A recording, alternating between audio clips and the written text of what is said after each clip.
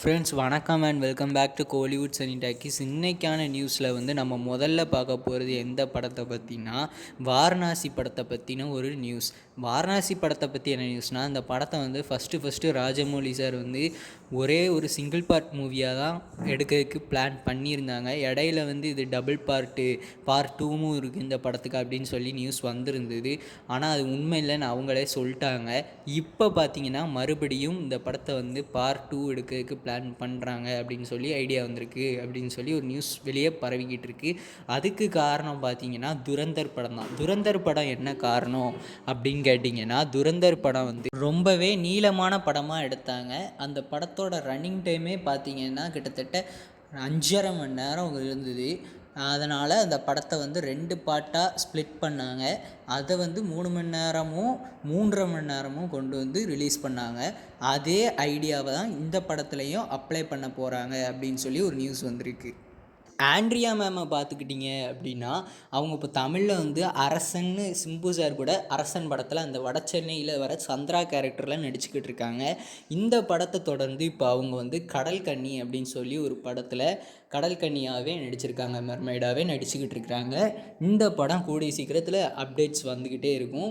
இப்போ அடுத்து பார்த்திங்கன்னா, ஜோதிகா மேம் வந்து ஹிந்தி சினிமாவுக்கு போயிட்டாங்க. ஆனால் அவங்களுக்கு வந்து அவங்க எதிர்பார்த்த வரவேற்பு கிடச்சிதா அப்படின்னா கிடையாது. அவங்க எதிர்பார்த்ததுக்கும் கீழே தான் வரவேற்பு இருந்தது. பட வாய்ப்புகளும் குறைஞ்சிக்கிட்டே தான் இருக்குது.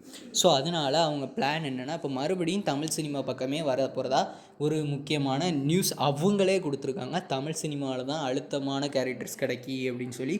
அதனால தமிழில் இப்போ கதை கேட்க ஆரம்பிச்சிட்டாங்க. ஆக்டர் கவினை எடுத்துக்கிட்டிங்க அப்படின்னா, நெக்ஸ்ட்டாக அவருடைய படங்களில் ரிலீஸ்க்கு காத்துக்கிட்டு இருக்குது ஹை. இந்த படத்தில் வந்து நயன்தாரா மேம் தான் கவினுக்கு ஜோடியாக நடிச்சிருக்கிறாங்க.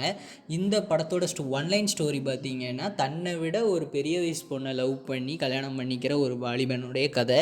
இந்த படத்தை பார்த்திங்கன்னா ஏப்ரல் ரிலீஸ் தான் பிளான் பண்ணுறாங்க.